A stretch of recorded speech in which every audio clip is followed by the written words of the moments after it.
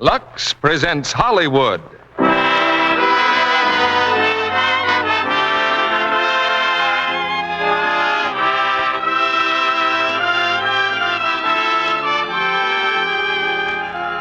The Lux Radio Theatre brings you Cary Grant, Jean Arthur, and Ronald Colman in The Talk of the Town. Ladies and gentlemen, your producer, Mr. Cecil B. DeMille.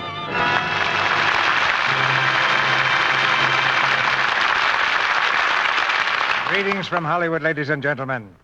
Good things come in small packages, but better things often come in big ones. And 3 stars like Cary Grant, Jean Arthur, and Ronald Colman make a colossal bundle of entertainment. And that's what we've got tonight in a play called The Talk of the Town. It was over at Columbia Pictures that they had the idea of co-starring these fine players and the right story to do it with. And with the same formula, we can't go wrong in the Lux Radio Theatre. The story is unique, as you might expect, with an interplay of comedy, drama, and romance that doesn't leave room for a dull moment. Cary Grant, unjustly accused of crime, Jean Arthur, his only defender, and Ronald Colman, knowing justice in books but not in people, make a triangle that should be the talk of any town. Suppose a Broadway producer were to put the names of Ronald Colman, Jean Arthur, and Cary Grant in front of his theater, as Lux Flakes makes it possible for us to do all over the nation tonight. I'll make a quick guess that he'd discover his theater was sold out months in advance at $6.60 or so a ticket. The line at our box office runs from Greenland's icy mountains to Hollywood and Vine. But the tickets don't cost a cent. And every seat is the best seat in the house. The only box office return is your loyal support of our product, Lux Flakes. And once you've tried it, you will make it a habit for its own sake. Now it's curtain time for The Talk of the Town and the first act, starring Jean Arthur as Nora Shelley, Cary Grant as Leopold Dilg, and Ronald Colman as Michael Lightcap.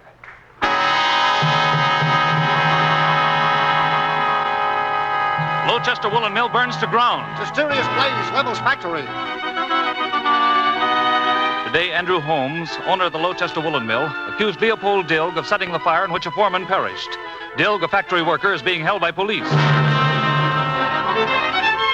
Dilg accused. Dilg held for trial. Maximum penalty asked for Leopold Dilg. Dilg escapes jail. Dilg escapes. Dilg escapes. My name is Leopold Dilg. I worked at that mill in Lowchester, Mass., but I never set that fire. All they had against me was that I once said the place ought to be burned. Well, it should have been. It was a rat trap. Anyway, the evidence seemed to be enough for the jury. I got one look at their faces when the judge was charging them, and I knew I was a dead duck.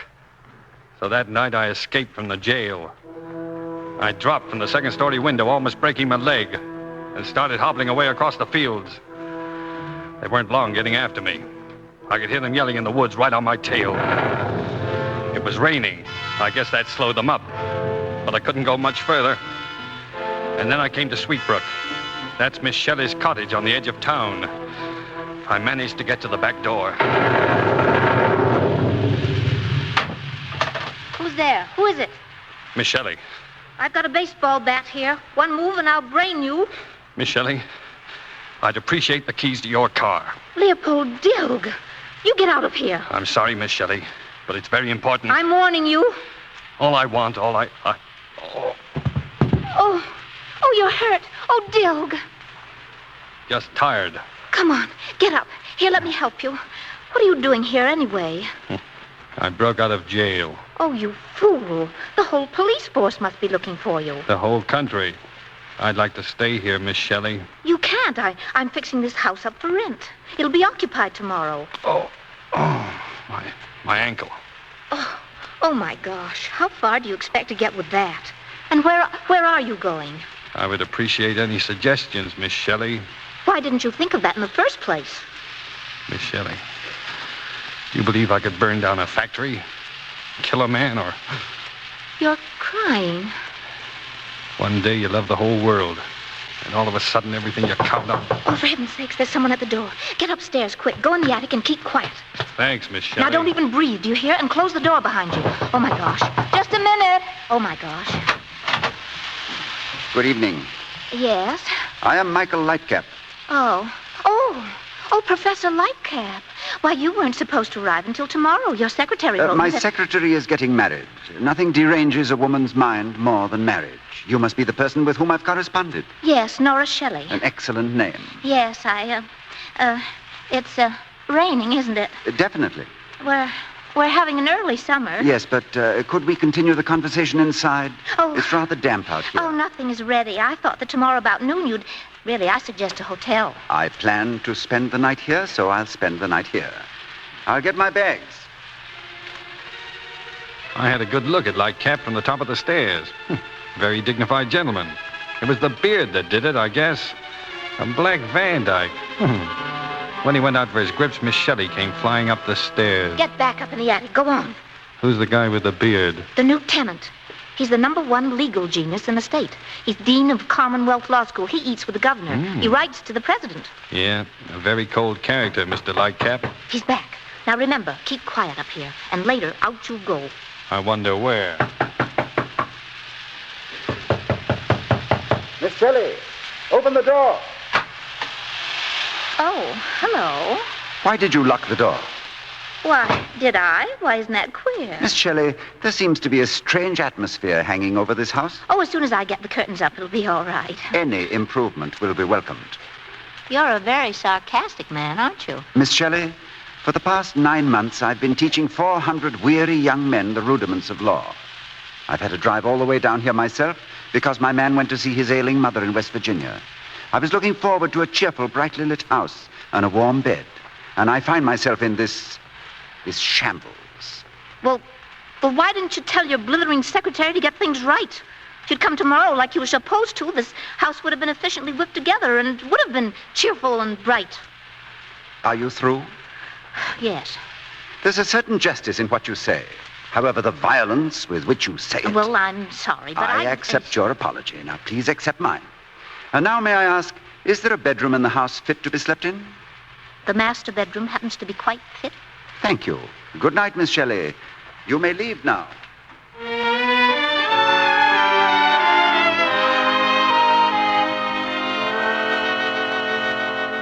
Dilg. Hiya. I thought you went home. How could I with you up here? You can leave now. He's asleep. You used to live in this house, you and your mother, didn't you? Yes, we live in town now and rent this place. Come on, get up. My ankle's so swollen now I couldn't walk 5 yards with it. Oh, what are you going to do? You can't stay here. You're still the prettiest girl in Lochester. Now, look. This escape was insane. You haven't been convicted yet. Now they'll think you're as guilty as sin. It's possible I am, don't you think? Maybe. Maybe not. Leopold, as far as I know, you're capable of anything. You were the wildest kid that ever went to a Lochester school. You wore pigtails then. I was in love with you. Always collecting a bad reputation. Even after you grew up, speeches on street corners, petitions, any kind of a squawk, and Leopold Dilg's right in the middle of it. Yeah, you know, you're even prettier now. Look, what about Yates? Does he know what you've done? Yates? Yates, Sam Yates, your lawyer. Don't you know your own lawyer? The state made me a present of a lawyer. Well, if anybody can help you, it's Sam Yates. I'll call him. And that's the end of the line as far as I'm concerned. Thank you, Miss Shelley. See that you keep quiet up here. Yes, Miss Shelley.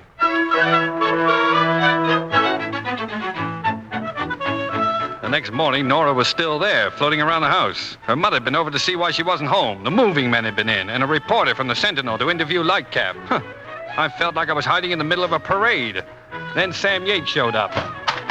Hello, Nora. Oh, Sam. I got your message. They said you wanted... Sam Yates. Michael, well, I'll be doggone. Well, how are you, Sam? Nora, how'd you know that Michael Lightcap was the one man in the world I wanted to see? Well, I didn't. I didn't know you knew him. Went to school with him, that's all. How are you, Michael? What are you doing up here? Came up to write a new book. Sam, is that a black eye?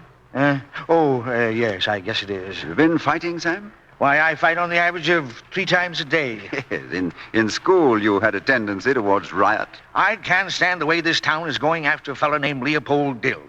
He's the only honest man I've come across here in 20 years. Naturally, they want to hang him. Sam... He's been shouting for years that Andrew Holmes, the mill owner, is crooked as a dog's hind leg. So what happens? Dilg predicts the mills will burn down. They do. One man is burned to death. Here's Holmes's chance. It was Dilg, he says. Go get him. He starts slicing this burg into a frenzy. Sam, what did you expect me to do? Well, I figured if you demand a fair trial for him. You see, Judge Gronstad, who's trying the case, is nothing but a tool of Holmes and out to get Dilg. He said as much. And I say that, you're not buying the idea. Sam, my business is with the principles of law. I can't allow myself get mixed up in these little local squabbles. Little squabbles, eh? Well, let me tell you, Michael, Now, that what's all that? Yes, what is all that? Who is it? Open up. Who lives here? Professor Michael Lightcap. I'll take the house, Joe. You take the Now, grounds. just a minute. Where do you think you're going to take the grounds? Have you got a search warrant? Dilg escaped. We're searching every house on this side of the road. Have you a warrant? Now, look, lady, No I have... warrant out. That's from the Constitution, isn't it, Sam? Well, not exactly in those words. We guarantee nobody's here but us. And that's too many. Now, will you please leave, all of you? You're wasting my entire morning. Go on now. Go on.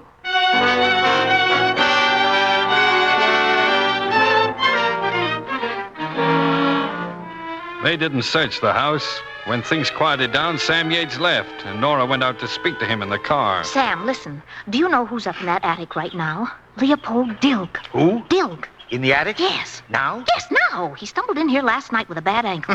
What's funny? Can't get involved in little local affairs, says Lightcap. And there's a little local affair sitting right in his own house. You've got to get him out of here. Why? Why? Where could he be as safe as in the home of the dean of a law school? Are you kidding? Nora, Dilg's life won't be worth a dime if I turn him back to that jury now. Lightcap can help us, but it'll take time. That's nothing to me, one way or another. He can't stay up there. Why not? Are you insane? Who'd take care of him? Why, you. Me? Listen, I can't hang around here even if I wanted to. Lightcap's ordered me out 50 times since last night. Oh, you're doing all right so far. Sam. But so long, Nora. But Sam. I'll keep in touch with you. Oh, Sam.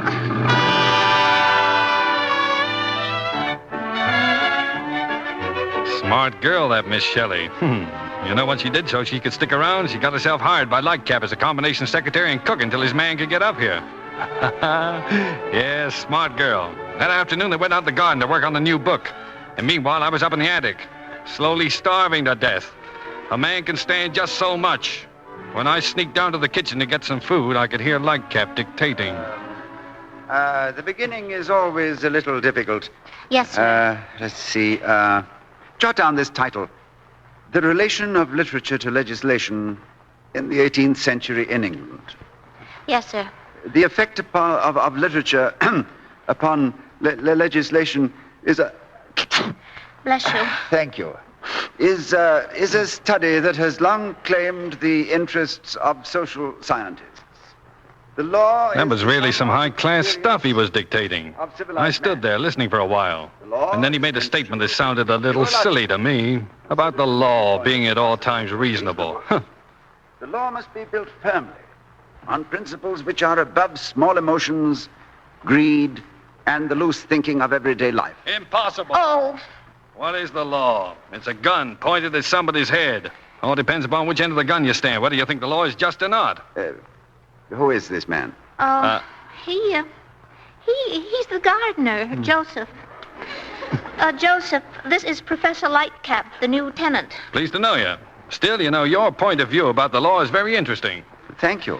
Yep. It represents the ideal condition. I don't approve of it, but I like people who think in terms of ideal conditions. They're the dreamers, poets, tragic figures in the world, but interesting. How are the zinnias getting along, Joseph? Dying. You see, Professor... Joseph, if you don't mind, I must get on with my dictation, and you might see if you can save the zinnias from dying.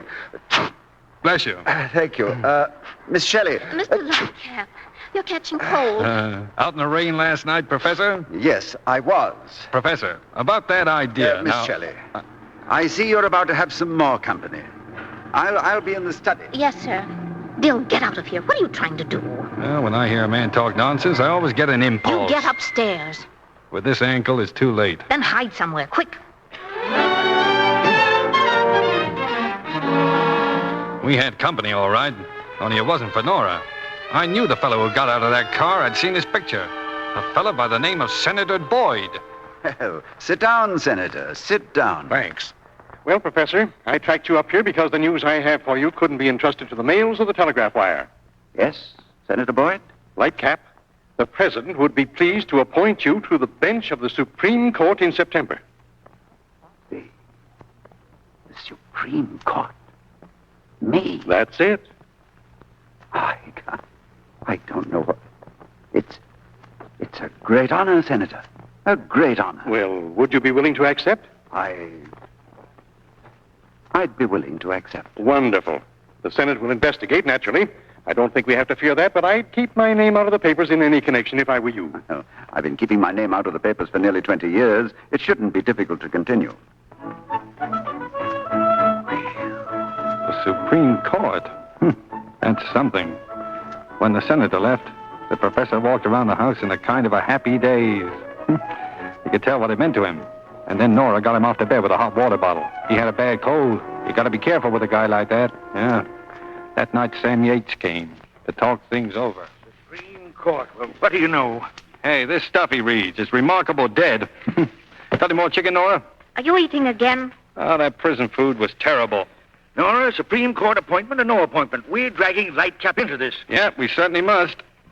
Oh, we must we? How do you suggest we start? Well, what have we here? An intelligent man, but cold. No blood in his thinking. So we must start to thaw him out. Oh, we thaw him. Yep. We can't let a man like that take a seat on the highest court in our land. It's bad for the country. Oh, I see. All of a sudden you're concerned about your country. Our country first, yes. Then my neck next. Ha ha. Leopold, that's all very beautiful and commendable. But this thawing out process, we haven't got months, you know. Oh, plenty of time. I like to break out in a cold sweat every time the doorbell rings. How do you propose we thaw him, Leopold? With a blowtorch? Well, we have to give that some thought. But we have a good start, Miss Shelley. What start have we got? You, Miss Shelley. The prettiest woman in Lochester.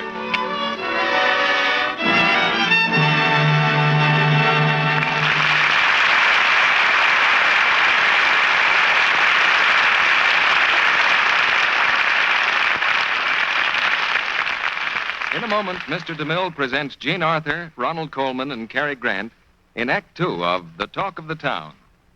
Now, has this ever happened to you on a bright spring afternoon when you wanted to look your very best? While strolling through the park one day, in the merry month of May, I was taken by surprise by a run of monstrous size. A run in your stocking certainly can make you feel like a blot on the landscape. Well, if you'd lux your stockings after every wearing, you wouldn't be having such trouble. You mean just the way you wash your stockings can make a difference in the way they wear? It certainly can. A whole series of tests has proved that luxing stockings cuts down runs by more than 50%. The United States Testing Company, Incorporated, washed rayon stockings over and over again in different ways, and then tested them on a machine that pulls and strains them the way you do when you wear them. Stockings washed with new improved Lux Flakes didn't go into runs nearly as quickly as those washed with a strong soap or rubbed with a cake soap. Luxing actually cut runs in half. My, that sounds good to me. Well, here are some new words to that song of yours. If you'll do what they say, you can give those stocking runs the runaround. I'll lux my stockings every day, every month including May. If you want to save your hose, take a tip from one who knows. Luxing helps to keep those stocking runs away. Now, Mr. DeMille returns to the microphone. Act Two of The Talk of the Town, starring Cary Grant as Leopold Dilg, Jean Arthur as Nora, and Ronald Colman as Michael Lightcap.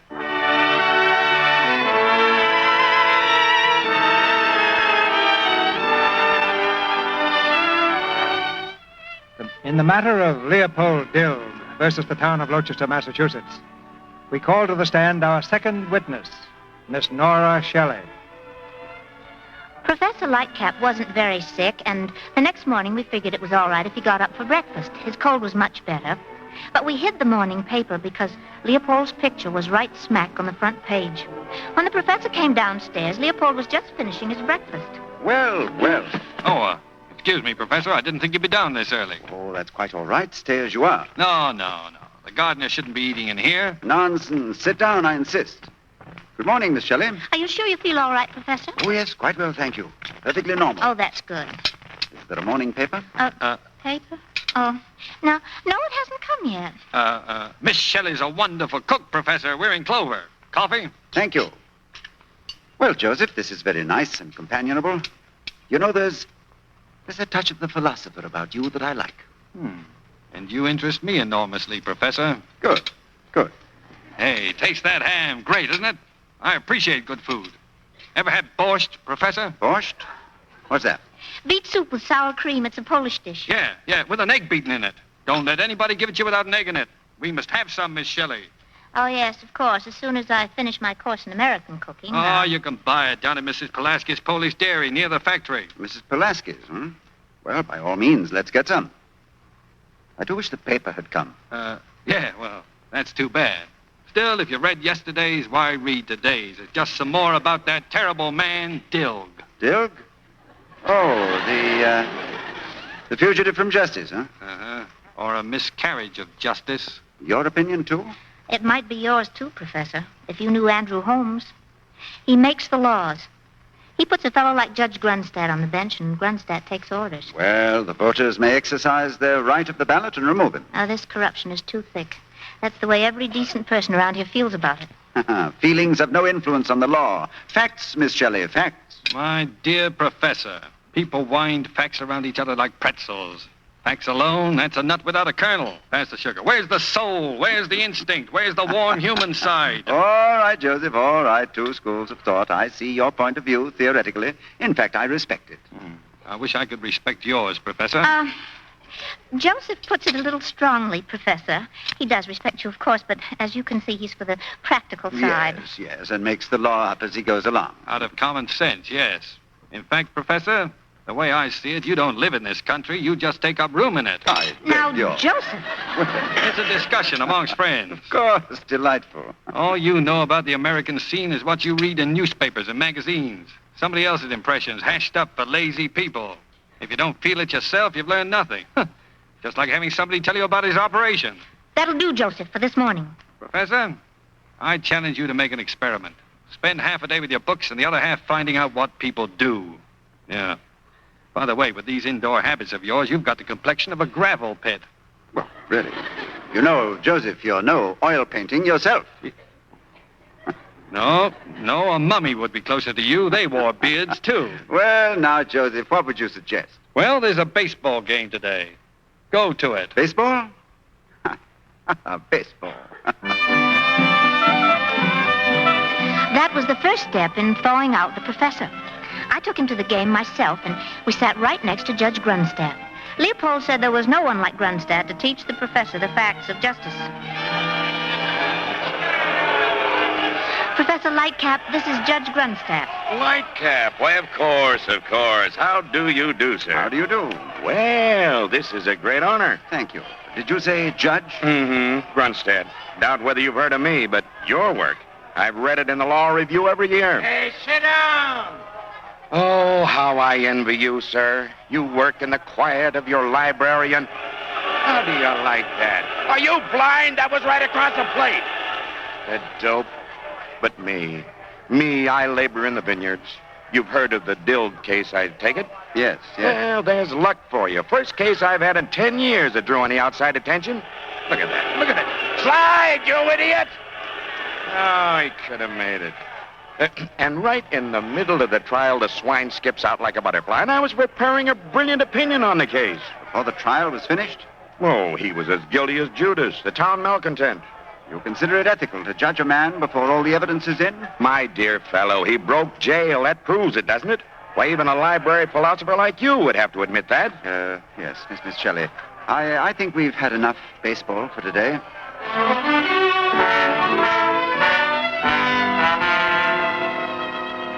That evening, Leopold and Professor Lightcap played chess, but the professor's mind wasn't on the game. Yes.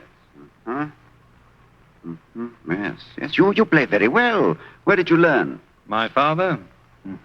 He was the kind of man who resented work. It interfered with chess and argument. Yes.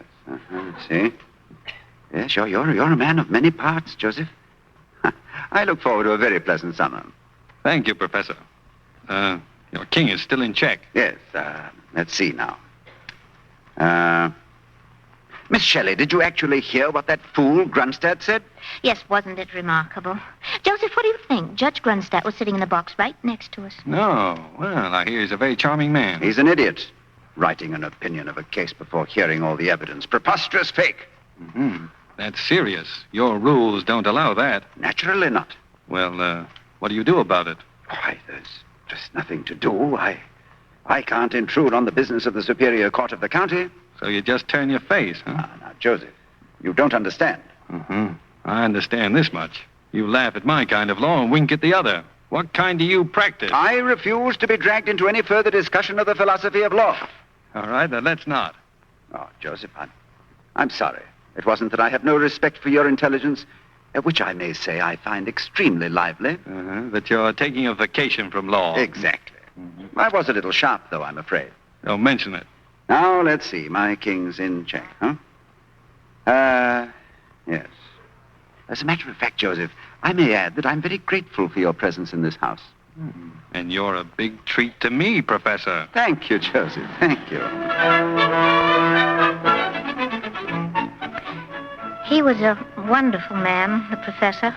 He was, well, in so many ways, he was like a little boy. I was very fond of him. The next day, we went for a walk through town. A couple of high school kids passed us and giggled. You know, it was the beard. Beaver! Beaver! What did they say, Miss Shelley? Beaver. It's a game. First one to spot a beard. Beards are quite unusual in these parts. Yes, I suppose they are. You know, I don't think I've ever told anyone how I came to grow it. No? Well, I was one of the youngest men ever to graduate from Harvard Law School. In fact, I was teaching at Commonwealth before I was 22. Wow. And I had a frank and open face. People in trolley cars used to call me Sonny. Boys I was teaching would slap me on the back. Women would wink at me in the street. Is that bad? No, but I was busy and had no time for nonsense. And so the beard became a sort of a fortress. And, well, I suppose I grew attached to it. Well, I think it's very pretty. Now, what am I to say to that? Why, Miss Shelley, isn't that the borscht place? Oh, Pulaski's, yes. Pulaski's. We must get some for Joseph. Oh, I'm afraid we haven't time, Professor. Oh, but think of his face, the ecstasy. Come in a moment. You're going to spoil that man. What, spoil Joseph? Yes, sir? Some borscht, please. A quart. Yes, ma'am. With an egg in it. With an egg? Oh, it must have an egg beaten up in it. Yes, sir. Yes, sir. I didn't know it at the time. There was only one person in Lowchester who ever ordered it that way, Leopold Dilg. But Pulaski knew it. We were to find that out later. We left Pulaski's, and I steered the professor over toward the factory ruins.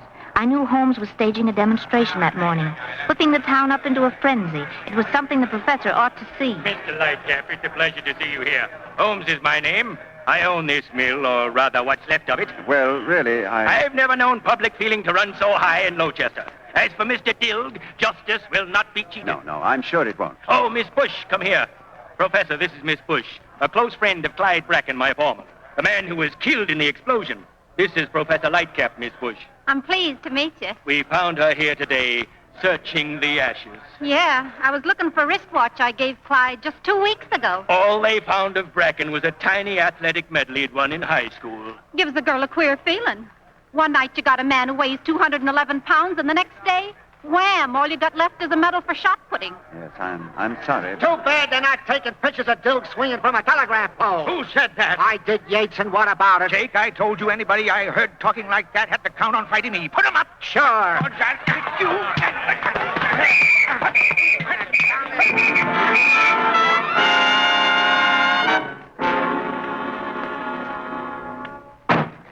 I won't have it, Miss Shelley. You deliberately dragged me into this.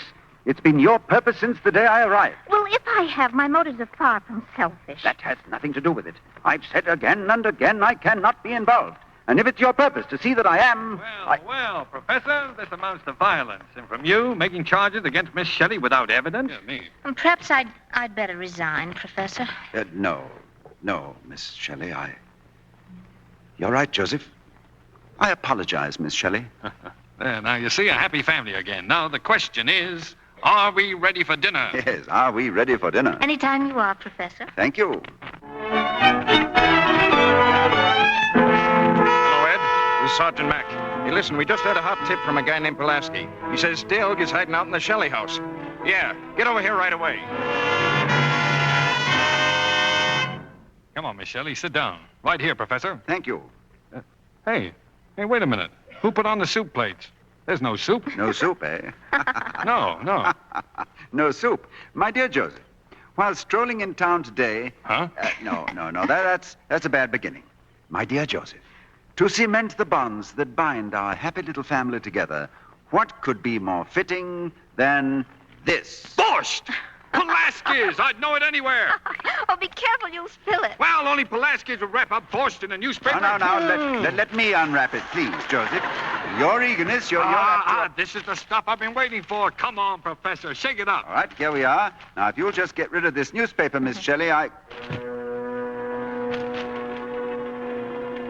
What's the matter, Professor? Is something wrong? There seems to be a picture in the paper, Joseph. A man named Leopold Dilg. Professor.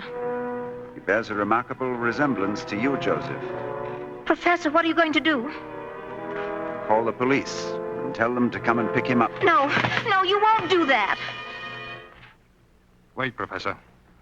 I'm sorry I spoiled your party. Of course, there's no use discussing the merits of my case right now. I'm afraid not, Joseph. Leopold. I have a simple duty to perform, and I must do that before anything else. Well, here we have the two schools of thought, Professor. This time in action. That telephone to you means law and order. And to me, well, I've got to stop you using that telephone. By violence, if necessary. Yes, I see. That's bad. I've a very warm feeling for you, Joseph. But I must use that telephone. Well, if you do, Professor, and I'm as fond of you as a brother, I'll be compelled to knock you down. No, please. I should regret that, too. I've never been fonder of a man in my life, but... Hello, operator? Give me the police station. Hello, is this the police? Sorry, I want Professor. No! Oh, Leopold. Nora, I'm sorry. What else could I do? Oh, help me get him up. You've hurt him. Leopold, I couldn't help it. I didn't want to hit him. Get out of here, quick. It's the police. Get out the back way. Look, Go on. Get out, you fool. Open up. Bring it down. The back way. Hurry. Yeah.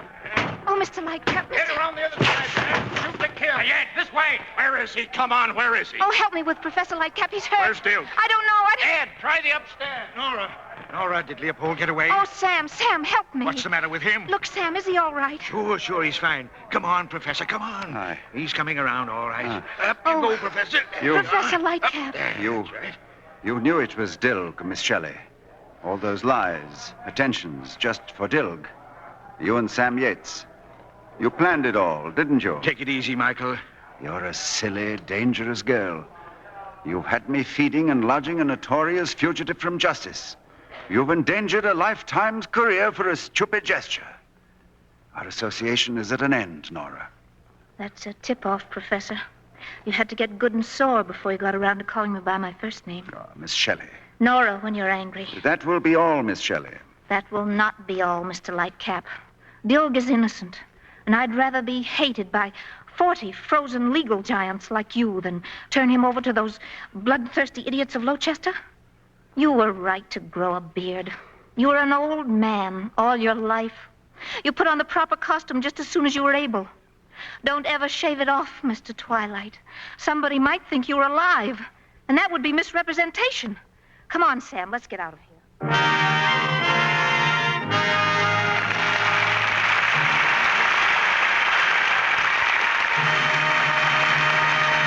We pause now for station identification. This is the Columbia Broadcasting System.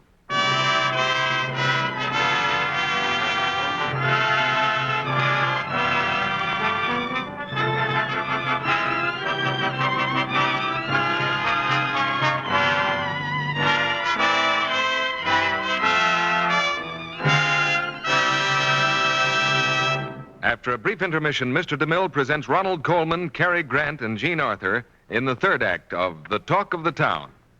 Tonight, Sally and I have a conservation quiz for you. Questions and answers on care of clothing that every conservation-minded woman needs to know. We've asked some members of our studio audience to try to answer a question apiece.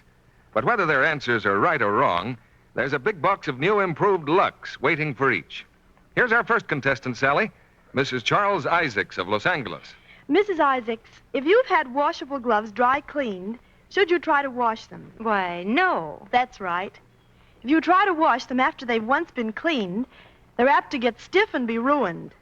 If you Lux them right from the start, you're all right. Just follow the directions right there on the box of Lux Flakes that Mr. Kennedy has for you. Here you are, Mrs. Isaacs. Thanks a lot for helping us out. And I know new improved Lux will help you out, too. Help you make gloves and other washables last longer. It's the mildest, safest Lux ever made. Now, our second contestant, Sally, is Mrs. Bruce Wilkins of North Hollywood. Hello, Mrs. Wilkins. Here's your question. If the neckline of a blouse or sweater, for instance, is specially soiled, should you rub cake soap on it to get it clean? Yes. No, very definitely no. Rubbing is hard on fabrics, especially on woolens. Take a few dry Lux Flakes and work them in gently with your fingers, but don't rub. Thanks for coming up, Mrs. Wilkins. You'll find this box of new improved Lux Flakes is super safe care for all your washables. I'm afraid that's all we'll have time for. We'll have to save our other questions for another night. But ladies, don't you wait another night or another day to try new improved Lux Flakes. It's better than ever in 3 important ways. It's the mildest, safest Lux ever made. Its suds are richer, more cleansing than ever, and they last longer than ever. Give more of your washables this super safe care so they'll last longer than ever, too. Now, our producer, Mr. DeMille. We'll ask our stars to step out of character for a chat when the play is over. But right now, we present the third act of The Talk of the Town, starring Ronald Colman, Jean Arthur, and Cary Grant.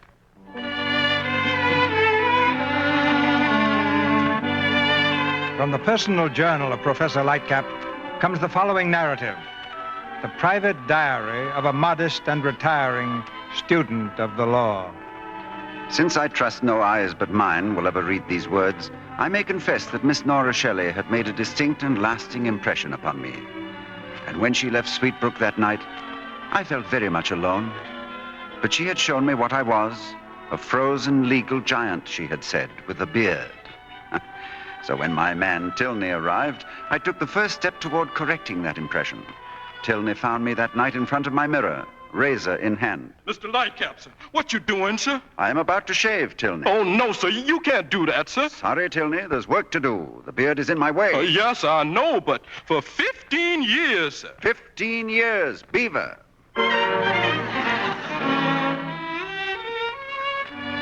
The work I referred to was discovering for myself whether or not justice had been hoodwinked in the case of Leopold Dilg. I went first, clean-shaven, of course, to a beauty parlor in Lochester. It was run by Miss Regina Bush, the sweetheart of the foreman who had died in the fire. She manicured my nails. You got beautiful hands, Professor. Clyde had hands you could use to knock in spikes with. Who is Clyde? Who was Clyde? It'd be more accurate. I'm in mourning. It's a great hardship because I'm the type of girl who loves to get around. You visiting here for the summer? Yes. Gee, I wish he wasn't dead. At least for one night. I sure would love to go dancing tonight. Miss Bush, I wonder if I might have the pleasure of taking you dancing tonight. The pleasure? Well, say now, you're real cute. Listen, you blow your horn at 7 tonight, right outside, Sonny. Thank you. Sonny.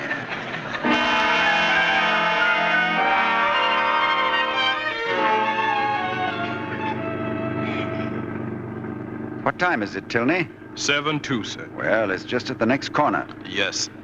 Tilney. Yes, sir? If you wanted to get some information out of a woman, how would you go about it? Well, Mr. Lightcap, sir, I've lived a cloistered life like you. And on a subject of that sort, we're babes in the woods. But you were married once, weren't you? Oh, that was the folly of youth, sir. But you wooed her and won her. How? Well, by the darndest series of lies you ever heard. I gave her a character and charm she never possessed. I perjured my soul for 1,000 years to come. Well, that's very interesting, Tilney. Thank you.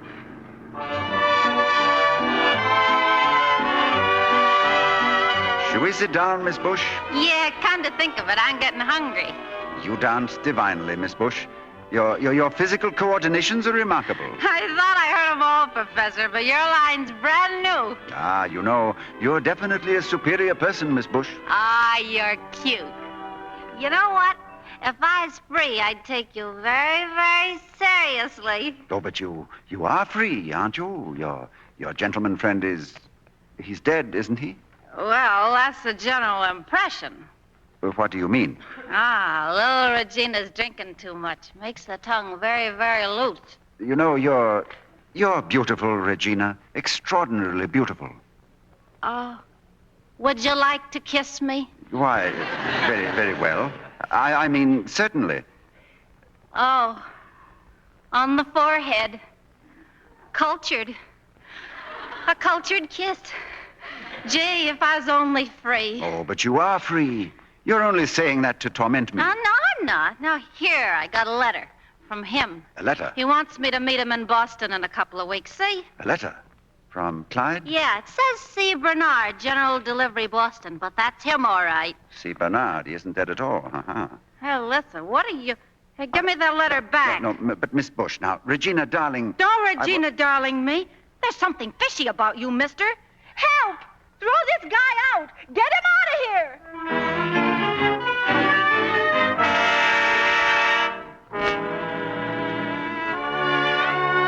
I left the cafe as quickly as possible and drove back to Sweetbrook. Of course, I didn't realize at the time that Leopold Dilg was still hiding there in the attic. It was the most obvious place and therefore the best. Miss Shelley found him there that night. Oh, Leopold. Oh, you idiot. Hey, cut it out. How did you know I was here? Oh, it suddenly came to me you couldn't go anywhere else. Your ankle. Oh, Leopold. No. Nora Shelley crying? Oh, I've been out of my mind for 24 hours. I thought you were dead. What an idea. You know something, Nora? Our friend, the professor, shaved off his beard. He did? Yeah, I heard him talking about it. But why? Well, who can tell what a man in love will do? In love with who? You. I know just how he feels. The prettiest girl in Lowchester. Oh, Leopold, I've been so miserable to you. I never really knew you. Oh, Leopold. Stop saying Leopold like that tenderly. Oh, Leopold. Sounds funny. You can't do it with a name like Leopold. Oh, shut up. Where did he go without his beard? He'll be all right. He won't be all right. He's a child. Yeah, I know just how you feel.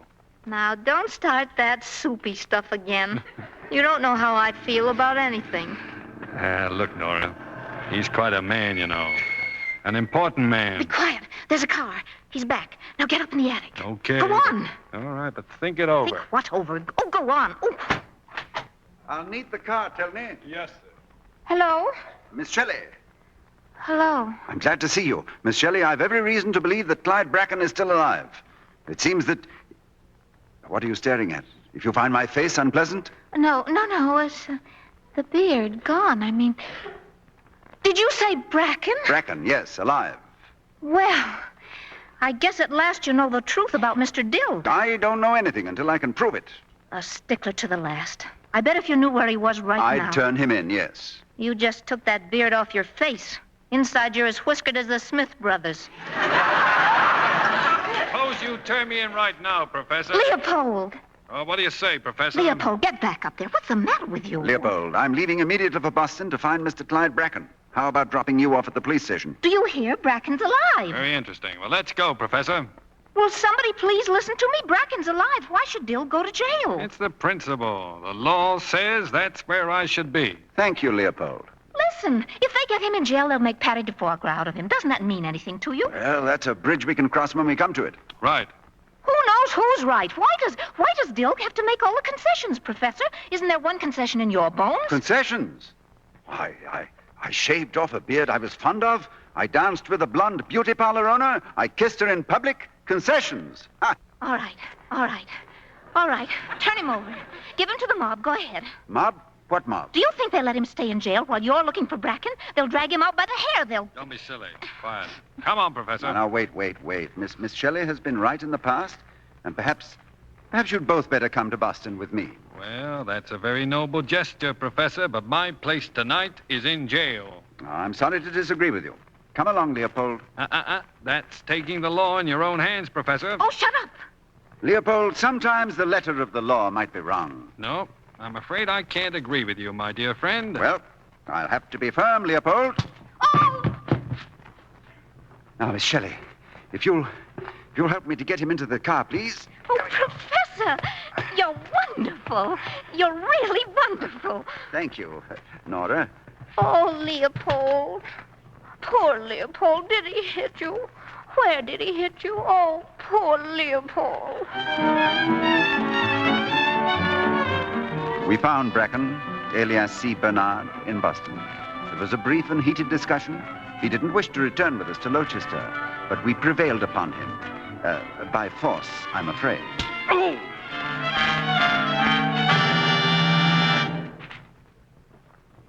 Come on, Bracken, let's have the truth.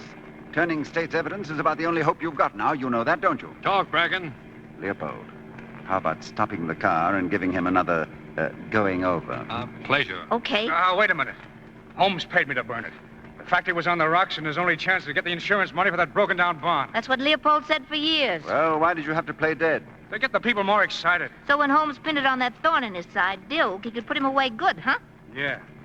A very simple plan. It's astonishing. Better go straight to the Rochester City Hall, Miss Shelley. No, drive straight home. Home? Why? Well, I'd rather take Bracken alone. What? What about the mob? The mob won't hurt anybody. Professor, you've solved this case beautifully, and I'm very grateful to you. But this country needs a man like you on the Supreme Court bench. I don't want to take the risk of your losing that. That's very thoughtful of you, Leopold, but I see things differently now. So do I. And I want to see this job through. Well, I'm sorry, my friend, now but... stop it. The professor's right. Friendly feelings are one thing, Leopold, but a mob's another thing. You ain't going to turn me over to any mob. Sit down, Bracken. I'll show you. Look out! Leopold, hold him! Sit down. Get his hands off the whip!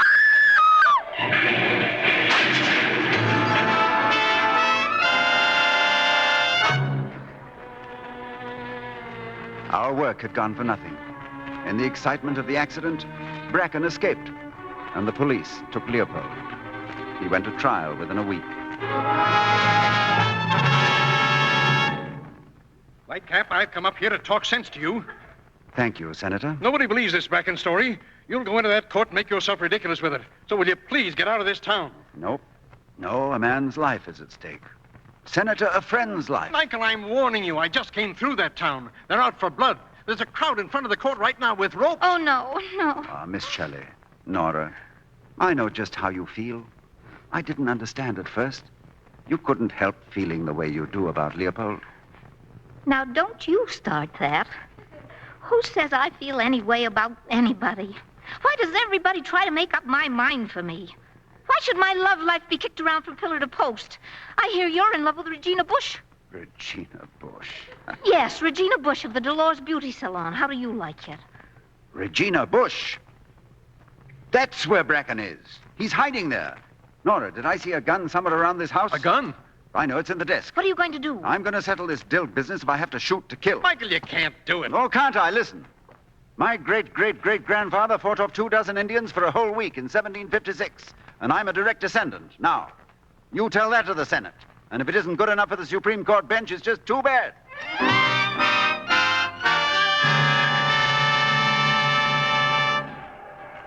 Ladies and gentlemen of the jury, we know this man is guilty. Outside of this court right now, you can hear the voice of the people. Listen to it, the voice of justice. The state and the people of Rochester will tolerate only one verdict from this jury, and that verdict should be quick. Guilty! Keep that crowd out of here. We can't, Your Honor. Give us Dilg. We want Leopold Dilg. Come on, give him to us. Come on, Who did that? Who fired that gun? I did. Judge Grandstadt, this gentleman with me is Mr. Clyde Bracken. Bracken? Clyde Bracken, alive. He's the man the law is looking for, not Leopold Dilg. His only crime was that he had courage and spoke his mind. And you You people of Lochester, what are you doing in a court of law with weapons and ropes? This is your law. This is your law and your finest possession. It makes you free men in a free country. Why have you come here to destroy it? If you know what's good for you, take those weapons home and burn them. And then think. Think of this country and the law that makes it what it is. And think of a world today crying for this very law. Then maybe you'll understand why you ought to guard it. Violence against it is one mistake. Another mistake is for any man to look upon the law as just a set of principles, something he recites and then leans back and takes it for granted that justice is automatically being done. Both kinds of men are equally wrong. The law has to be engraved on our hearts and practiced every minute to the letter and spirit. It can't even exist unless we're willing to go down into the dust and blood and noise of battle every day of our lives to preserve it. For our neighbor as well as ourselves.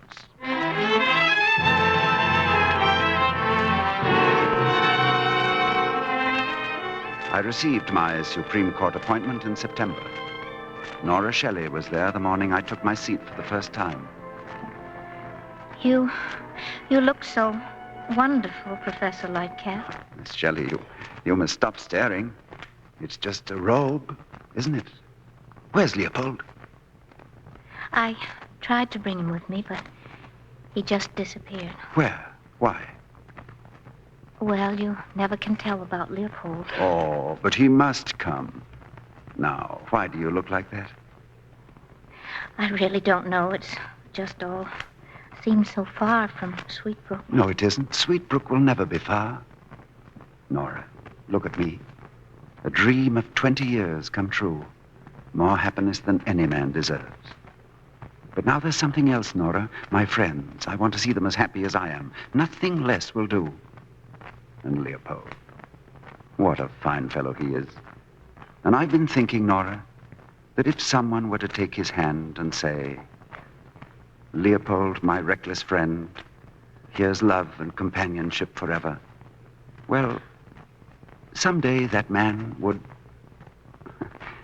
You see what I mean, Nora? Mr. Justice, it's time, sir. Mr. Justice. I'll go now. Will you kiss me goodbye? Goodbye. Far from Sweetbrook, never.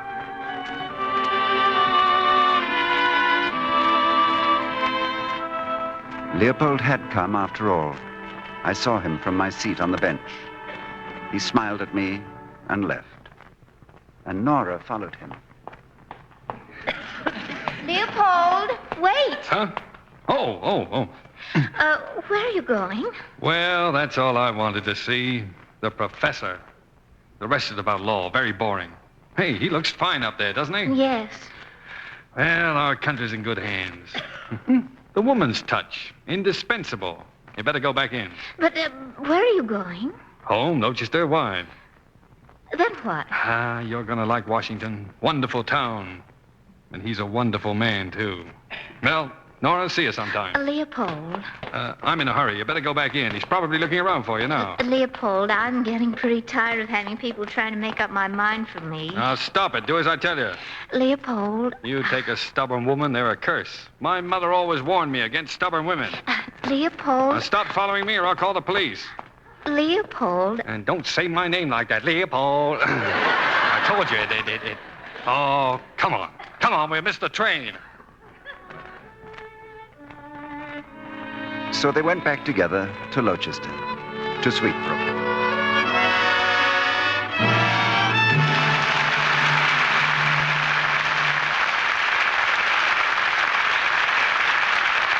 Our stars will return for a curtain call in just a moment. Now, what would you say was the hardest thing about washing dishes? I'd probably get a lot of different answers to that question if I could talk to each one of you. But when it comes right down to it, if there's one thing that makes dishwashing doubly hard, it's hard water. Well, there is a way to get wonderful suds in any kind of water. Just use new, improved Lux Flakes. By actual test, this amazing new Lux gives you more suds, ounce for ounce, than any of 10 other well-known soaps. And they're rich, long-lasting suds that make that daily job of dishwashing easier and pleasant for you. Just sprinkle new improved Lux Flakes into your dishpan, turn on the water, and watch those flakes bubble into thick, hard-working suds fast. You see, Lux is all pure soap. That's why it gives you richer suds. And, of course, it's kinder to your hands. Doesn't leave them red, rough, coarse-looking. Your dealer has new improved Lux Flakes now in the same familiar package. Better get an extra box tomorrow. Keep it handy in the kitchen for dishes to give you rich, cleansing suds even in hard water. Now, here's Mr. DeMille with our stars. Tonight's performance deserves to be the talk of the town, also of the city and the county. And the credit goes to Jean Arthur, Cary Grant, and Ronald Colman. Thank you, C.B. Keeping Cary Grant out of jail was a very pleasant assignment. But difficult. Cary's a stubborn criminal. C.B., I appeal to you. Do I look like a criminal? Well, no. I wish you'd be a little more confident. That's a tribute to your acting, Cary. Don't you think so, Mr. Justice Colman? Now, Jean, don't be formal. Call me Judge. You were all so perfect in your parts tonight that I almost suspect you've had experience in the same jobs. Ever study law, Ronnie? I'm afraid not, C.B. Were you ever a combination secretary and cook, Jean? No. Well, it's up to you to save my theory, Cary. That's the politest way I've ever been asked whether I've been in jail. Thanks. Mr. DeMille is a very polite man. He told me once that he had a perfect part for me, that I was the only one who was right for it. I hope you took it. What was the part? Calamity Jane. I'd like to suffer a box office calamity like that picture more often, Jean. Ronnie was telling me he's joined a very interesting crusade. Yeah, I understand he's out for blood this time. Well, Cary, it's just this. I'm out to remind those of British birth in the United States that the American Red Cross needs more blood plasma. And this week is set aside for donations of British blood for American forces. We can show our gratitude for America's tremendous generosity to Britain in her days of trial by going now to the nearest blood center and offering British blood to save American lives. As an old campaigner for the blood donor service, I know how much it's needed, Ronnie. Good luck. Now, I know the audience is anxious to hear about next week's play, Mr. DeMille. For next week, Jean, our play will be the motion picture surprise of the year. The RKO dramatic success, Hitler's Children. And our stars will be Bonita Granville, Otto Kruger, Kent Smith, and Walter Reed. This is not a war play. It's a drama of youth, behind the scenes in Germany. A story of courage and love, which the Nazis could not destroy. And it's an inside glimpse of the Nazis' secret weapon. Well, I look forward to hearing it, C.B. Good night. Good night. Good night. Good night. Sounds like you convinced the jury.